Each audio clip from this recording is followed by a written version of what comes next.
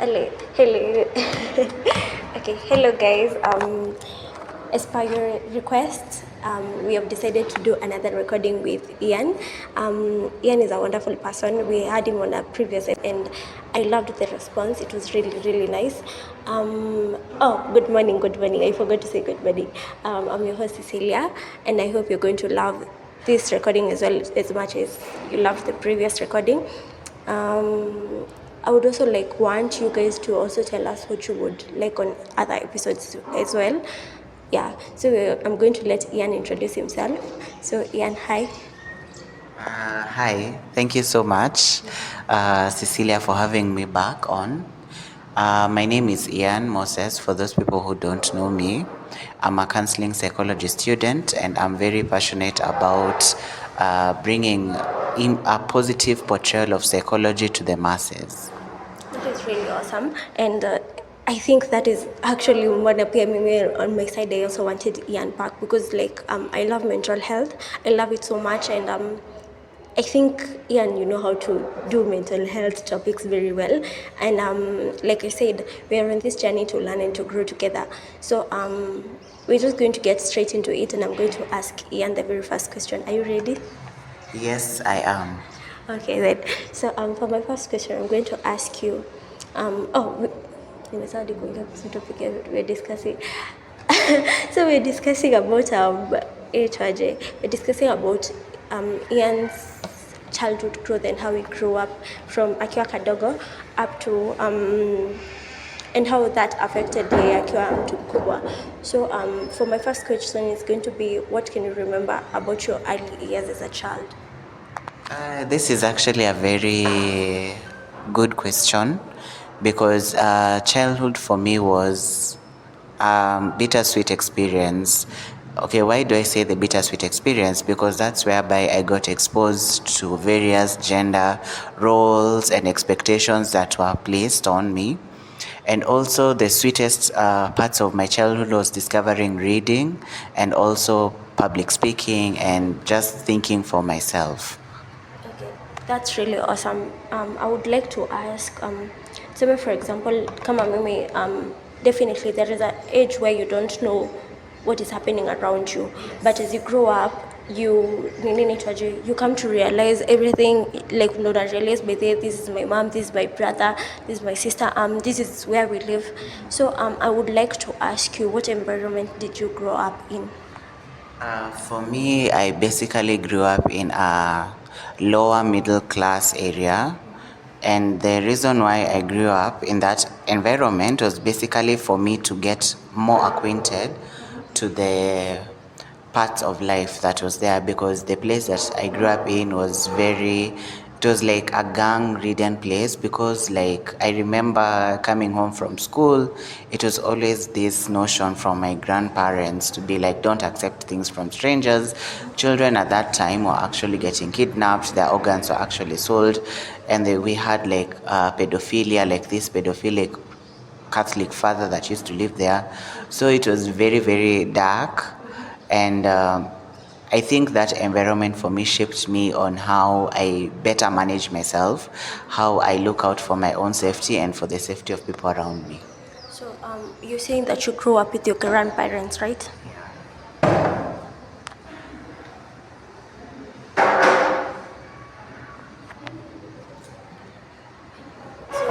You grew up with your grandparents. How can you say their love from them was? In fact, it was my grandparents and my mom also.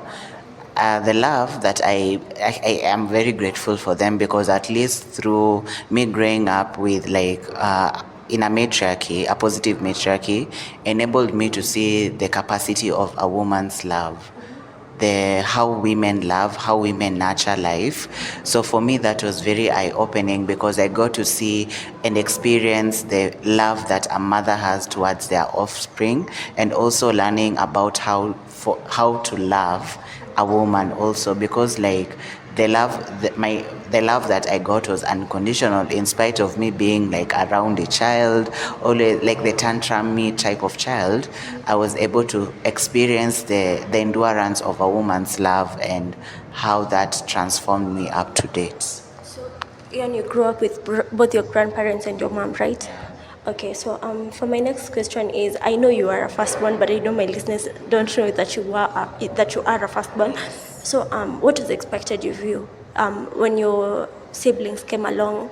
What was expected of you as a firstborn?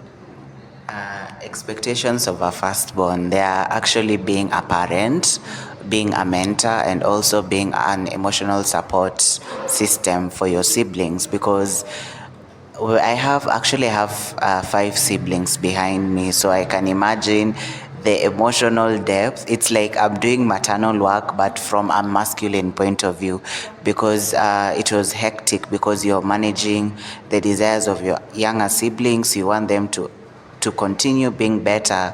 And sometimes that in psychology, there's this term that they have actually added to the diagnostic statistical manual, which is a manual that is used by psychologists and also psychiatrists to diagnose certain diseases. There's a one that is called eldest daughter syndrome, because there was actually studies that were shown that especially eldest daughters, especially daughters who are firstborn, tend to take a lot of work, especially in raising their children themselves, and they forget about themselves. So that thing actually overwhelms them. And also we have something called parentification. So basically parentification is whereby the oldest child is actually subjected to taking an emotional support role to the parent and also to other siblings. So this thing actually kind of affected me, because when I was growing up, I didn't know how to set boundaries for myself, because I was constantly taking care of like my other siblings, which I did find it was very insightful, very helpful. I'm not saying that it is bad for you to take care of your siblings, but I found it very holistic. I found it very nice, because like I always believe, if a parent is able to accord you the responsibility of looking after your siblings, then you have that skill of growing up and also becoming an effective parent. Wow. So what I'm getting from this, the roles of a firstborn, there is a part where you do take care of nini nitaje, because I'm a firstborn as well. You do take care of your younger siblings, and I think that gives you the nini nitaje, how to be more responsible as a person. But that can be true as well, that you forget yourself, and in Afikanga Mali, it's like you're forced to grow up very, very fast. So for you, I'm going to just to dive a bit deeper. Would you say were the positives of that time? The positive. Oh, so actually, the positives of me being a firstborn and also raising my siblings was the fact that I became really responsible, in terms that I knew I had people depending on me. And also I loved this because my mom instilled this gift of like, if I'm given 50 shillings, I used to buy socks for my younger siblings. I'll be like, let me buy them socks. So at least buying socks and also like strategizing without 50 bob, how you can, buy them snacks with 50 bob. It actually impacted me with a sense of responsibility and also decision making, because for me to be a parent, for me to being a father one day, it actually dictated the fact that, first of all, it taught me effective financial management. Also, it also taught me how to be responsible, and also the third thing, it also taught me to be accommodative of different personalities that of a child, because you might have an introvert child, an ambivert, and also an extrovert. So having these personalities and you actually knowing that you have that emotional capacity to deal with each of these siblings without having to stumble or to struggle a lot is very helpful. Wow. Okay. So for my next question, I'm just going to go to the next question. I know that most of our parents they didn't grow up knowing about mental health, and they didn't grow up thinking that maybe the things that maybe happened to them as children, maybe they should have maybe worked on them. And you might find that maybe they projected what happened to them when they were small onto us. So I would like to ask, did your parents ever project their pain to you? Yes, in a certain sense, I was reading somewhere about parenting. So, for example, if you have a parent that is emotionally immature, there's a high likelihood that that pain will be transferred to you, because in a certain sense I always believe generational trauma starts from one person transferring the pain to the other person. So I can say in a certain sense, in my family there is some pain that I was able to acquire from them, because maybe they didn't actually have knowledge of their actions can impact their children. So for me, I can say, yeah, it does really affect, because they identify, like if you remember what we did in the later episode about the inner child, it applies here, because because for me, I can say getting pain from somebody, it must mean that that person identified with the aggressor that did that same pain to him or her. So I can say, first of all, like parents impacting pain to their children is like, if you follow this train, if you make a background check on it, it is what happened to them and they actually did that same thing, and it will continue happening unless there's a breakage of that chain. Okay, well, I love what you said. So yeah, true. I agree. And unaweza pata, like, maybe if a parent grew up with a cold father or mother, they might become, you had, okay, I'm trying to remember the way you put it, like they might project that they may become the person they were raised by, in the sense of, kama ulizaliwa, I mean ulilelewa na a parent mwenye alikuwa nakupiga, utajikuta hadi ukipiga watoto wako sana. So on that topic of being beaten up when you were kids, were you punished as a child? Yes, I was, but it was in a positive way. I can say I was like the quiet child. I was very, very quiet. But whenever one was to do like a mistake, they were actually punished. So I can say, to a certain extent, yes, everybody is punished, but there are some families which actually exceed the punishment that becomes harmful. But I believe actually spanking children here and there when they do mistakes is important, because if there was this commentator that I was listening to, I think people know her, she's called Candace Owens.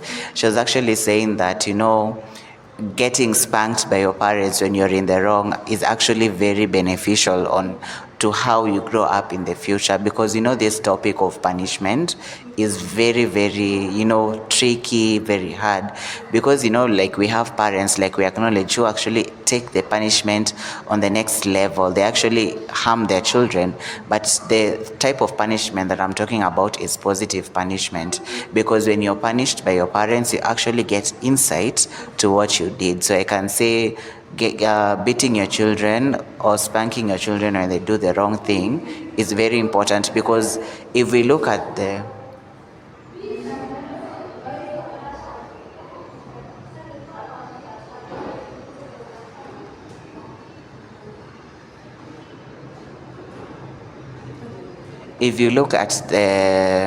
Gen Z, this generation that you're in, we tend to find that they are entitled brats because they didn't have a good spanking at home.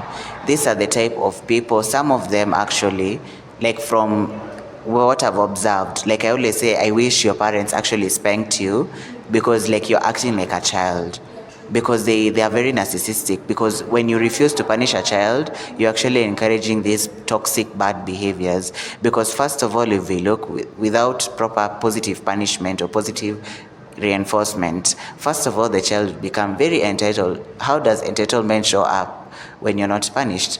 For example, you're in a class group and you expect things to go your way, and you just talk to anybody the way you want to talk to them.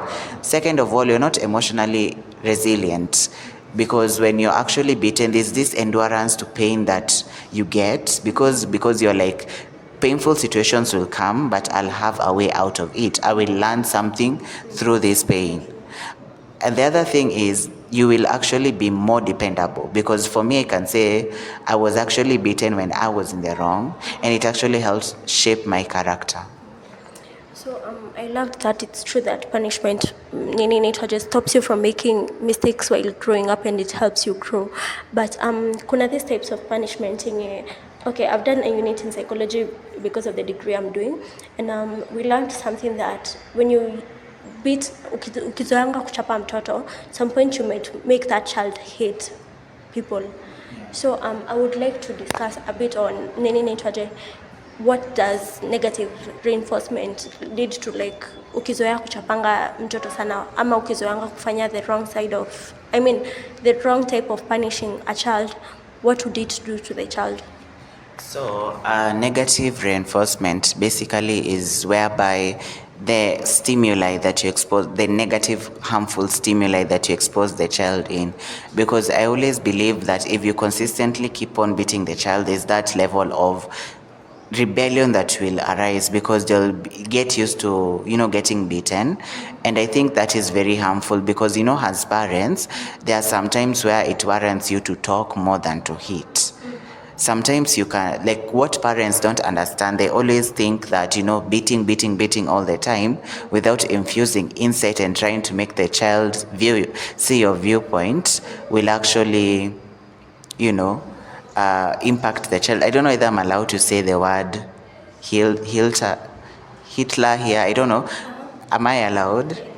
So, like, I was actually reading on this, like, the negative thing, because we see Adolf Hitler, if we look at his history, we tend to find that he was beaten, horrifically beaten by his father, and his father was actually like the bastard son of like a Jewish person, and that's why it brought about the Holocaust, due to like him actually identifying with that negative thing. Because I always believe if parents are not able to discipline their child correctly, they'll actually plaque, because when you beat a child, the child will actually hate people and you'll start doing the same thing that was done onto him. Maybe, for example, if the child was beaten by the mother, the boy will actually grow up hating women to a point of also beating them because he needs to actually assert his dominance. There's that power play that comes in, because I can always look at this in this way, because you get looking at it, because like negative reinforcement, it's bad. It is very bad because you're actually doing a lot of something without actually allowing some time for the child maybe to think about their actions. Because a child does things, maybe breaks a glass and you slap the child, that is wrong, because you're supposed to tell the child you've broken a glass, and what are you supposed to say? You're supposed to say, I am very sorry and I need you to next time to be very careful. That did not need you to slap the child. And yeah, that will actually make the child feel like if I break a glass, I have to tell my parents, oh, mom and dad, I did this and this. Yeah. Okay, true. Personally, I don't like the idea of kids being beaten. Inakanga horrific kwangu. I just hate it so much. So, but that's me. So, we're just going to move on to the next thing. And I wanted to ask, because of the way you were raised and vile ulikuwa ukikaanga, what was the relationship you had with your peers? Oh my goodness, this is it's a very, very good question. Okay, I was the weird one. I was the weird nerdy one, because even right now I'm still the weird nerdy one, because actually my peers think that I'm not black. They think I'm not black. I don't actually relate with my peers, because like sometimes they're like, you think too fast, you talk too fast, you're actually very fast for me to catch up with you. So like that, I didn't have like a very good like foundation with my peers, because basically my whole childhood and even right now it's spent in reading, which, and also I struggle with social skills. So like that's another thing, because like I always have this anxiety of like going around talking to people. Like I better just keep myself to myself. So I can say peers, I don't have that much like knowledge about them, but to them I was always the weird, smart, nerdy guy. So if I would ask, you're an introvert, right? There is no problem with that, but I don't think you're weird. I just had to put that across. I don't think you're weird. I actually think you're very knowledgeable, and I think it stemmed down from the reading. Actually, like you did challenge me to a point, and go like, I had maybe then a sober. What am I doing with my life? So because of the things that happened to you while you were growing up and everything, how would you say, like, okay, I'm trying to like go to the side of pain. How would you say that the pain that you experienced when you were growing up, how did it start manifesting in your life as a young adult? As a young adult, I can say the pain of isolation showed up in terms of how I treated people. You know, that pain, that shame of that toxic shame that my colleague in the previous episode was talking about, that toxic shame. Like, I remember I really felt very bitter with the world. I was always crying that people don't want to be around me. That isolation of like feeling, I started isolating myself from people. I started like I used to pick like the lowest, most disgusting trait that somebody has and used it to hurt them. I will be like, for example, somebody who's picked on in I remember this in school when I was in primary. There was this dude that used to sit in the bus with me. So he used to like sorry to say this, but he used to have like poor hygiene. So like people didn't want to sit around him. And so for me, like just used to sit there, and this guy was very happy with me sitting there, but I was kind of like I used that against him. I actually told him that you stink, and it really hurt his feelings because I was like, why should I feel this pain on my own? And also, that thing manifested in, I really did hurt people. Like, I am very bad. Like, if you want me to hurt people, like, I try not to do that anymore because I've done the work. Because, like my words are very painful because I know how to use them. I know how to hurt people with words. So that pain of isolation, first of all, that shame of being told that you're different from us actually manifested in how I related with people. And I can just say to this person that I told, maybe right now he's in university, that maybe the hygiene is better, but I'm really sorry that I did that. You know, that was actually being a child, the pain that you carry from the place that you're in, because like that place that I was in, it was very horrible. It was constantly competition. For me, I was not very athletic, but what my parents reinforced inside of me was the fact that I need to be smart. Like, I'm so smart. I might not be the most, like alpha, werewolfy type of guy, but I'm very smart. Now that's the thing that I maximize on, because like my grandmother was like, you might not have the strength, but you have the mind. So like I really use the mind a lot in terms of how I interact with people. And sometimes your mind can actually be a source of pain, because like the problem is when you're very knowledgeable about things, you become isolated, you become unsocial, you have this pain. Like for me, I grew up with a pain that I just can't relate to anybody. Why can't I not just go strike up a conversation with this bloke or this lassie that is sitting there? It was so hard. Yeah. Okay. So Ian, I wanted to ask. So you grew up, okay, you have that pain. When did you start working towards healing that? Like, ili sasa ukwe a better individual. What did you start doing? So what I started to do, I can say I had an awakening in secondary form 2. So this is actually quite sensitive, but I'll try to filter out the painful parts of it. But when I was in form 2, there's this person that I was actually in a relationship with, and it was traumatic, very traumatic, because like I actually hurt the person's feelings and I didn't care. Like I literally didn't care. And wow, it was hectic, because like I was like, I just hurt the feelings and I'm okay with this. Am I really a human being? And so from that point, I actually started to cultivate having a conscience, whereby like I did a lot of work. I imbued myself with a lot of empathy, because I realized I'm not empathetic with myself. And this is why I'm becoming so unpleasant to people around me, because I don't have that interpersonal skill. So I started, the silly thing is, watching cat videos really helps for you to have like this sense of empathy. I know people will say, oh, what is this trying to say? I'm trying to say, just watch more cat videos, watch more cute baby videos. Like those things actually helped me work on my empathy, on how I can relate to people, because like me seeing maybe a child, maybe this adorable cat, maybe on TikTok actually helped me recognize that human beings can be this soft and also this empathetic, and I can learn from that. So the other thing that I did a lot of work on is working on my interpersonal skills. I decided to form a relationship with myself. So what I used to do is I used to text myself. Like I used to buy 20 shillings, 100 SMSs for Safaricom, and I used to write to myself. Like I used to write messages, long messages to myself, and through writing those messages to myself, I was able to really understand that external Ian and internal Ian are very different people, even though we occupy the same body, but you are very different.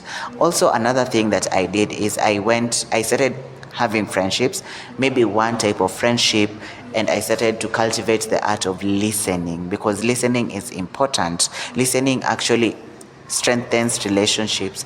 I worked on, like I did a lot of work like in listening, in how I solve conflicts, in how I approach arguments. So those things, I did a lot of work on them. So at least right now, if I'm having an argument with someone, or if somebody comes to me and unleashes, the dramatic side of them, I always try to look at it with an empathetic lens and actually see that this is actually a trauma response. And also another thing that has helped me, psychology. Psychology has enabled me to be so self-aware of myself and also the people around me, because one thing that I realized is psychology is healing, because I healed myself through psychology, and psychology was the best decision that I ever made. Because when people ask me, how did you become a psychologist? The funny story is I just took a Oxford dictionary, and I used to read the dictionary like I know all the words on there. It was like my childhood. I just used to pick a dictionary and read. Even right now, I do read the dictionary. So I just landed on psychologist, and I was so intrigued, and I was like, oh, this is very unique. I've never had anybody talking about this. So like I actually said I want to be a psychologist. I want to be a psychologist. At first, my mom actually told me I wanted to be like a neurosurgeon. So like I was like, oh, so at least psychology and neuroscience makes sense. So I was like, wow, this is nice. That's really awesome. I think tuko wangapi wenye tunaanza kusikiza cat videos, by the way. Yeah, it's true. I think we need to learn to be empathetic. And it's so saddening, especially when like you find people who are nice, especially when we were growing up. Life teaches them how to be hard, and inafika mahali they lose who they were. And hiyo kitu, it can be like unaweza feel like surely why is everyone like grow up walikuwa watoto wazuri then kidogo kidogo wameharibika. But I think to some point when you experience pain, you might decide to also be stop being the victim and now be the person who's hurting other people. So Ian, I would like to ask, how has your healing journey been so far? My healing journey has been fantastic. It has been fantastic because I can say that I'm able to identify myself, the self-defeating thoughts, because therapy also helps, because like my healing journey was spent in therapy and also podcasts. So for those people who are looking to advance themselves in healing, there's a psychologist called the holistic psychologist. I will actually link up with Cecilia to link those channels on there. It has been amazing because like I'm reading a lot about inner work, especially shadow work. So also it's amazing. Like I don't know what I can say other than it's amazing. It is amazing because like understanding my patterns of thought, understanding myself, understanding like coping mechanisms also, I have really changed them. And also I've done a lot of boundary work. It's healing. That's what I can say. That is really awesome. I don't know. I'm the one. I think in this team ya leo, I'm the person mwenye maybe I may take the least time. Nimeanza tu hizi mambo za healing of late, but we're getting there. Pole pole too, we will get there and we will learn. So Ian, what are the positives that you may encounter so far from doing all the work that you have been doing? Let me tell you, the positive things, I've actually become more empathetic, more resilient, more accommodating. because healing actually opens you up to people's experiences. For me, I used to be so much into myself, and I didn't actually acknowledge that my actions could actually hurt other people. So that for me was very illuminating, because like I'm more accommodative to people. I love meeting new people. I love talking to new people. I love creating this non-judgmental space whereby any person, regardless of who you are, what your identity is, because like I always say, we are much more than our identity. Because if we base our whole being on the identity that we actually have, it is very unstable. But I always create that environment whereby I don't care what you are, but I only care about your heart. So that accommodative capacity to see the good in the evil is what helped me see people. Because I had this conversation with a friend of mine, and she was telling me that I love to create, like she said this one thing that I chuckled. She's like, you love to create this atmosphere that people can be themselves with you. And I was like, yes, you have to, because emotional maturity stems from you being accommodative of people around you. Because the thing is, you can actually reinforce being accommodative, but with boundaries. There's some stuff that you can't bend your knee on. Also, resilience. I'm very much resilient to how I tackle like issues, because I've started doing meditation, I've started going to the gym. Like those things actually impact how you are, like what you feel like. Also, listening has been something that I learned. Active listening. I'm able to listen and to check the cues of who you are, what you're going, where you're going. When you were talking, I was thinking about child Ian and adult Ian. So you said wakati you were a child, you were very introverted. You didn't have friends basically, and then now you're telling me that you can even relate to strangers, and you're like, guys, it's the work, it's the work. So Ian, thank you so much for coming, Leo. Imagine that was it. Yeah. Is there anything else you would like to add? Anything else I'd like to add is I would like to add, do the work, do the inner work, do the healing work. Stop being a victim. That's another thing that this generation has.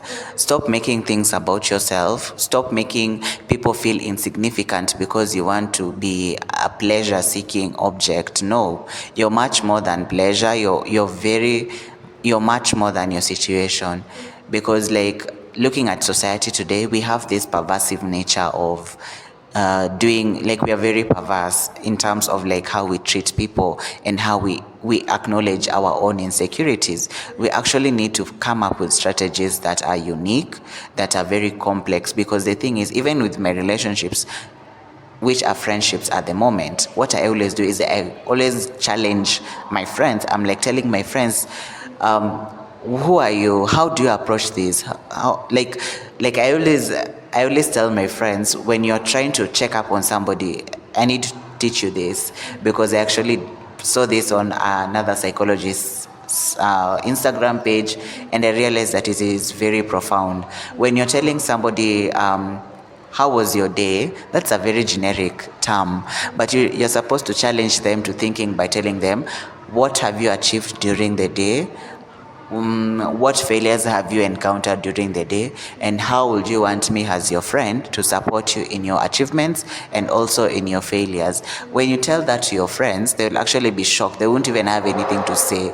But if you consistently do that to them, it will actually challenge them to see the world from where they are sitting.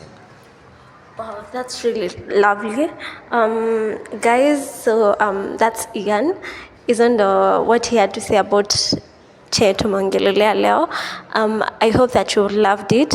So I'll see you again next week on another episode. Bye for now.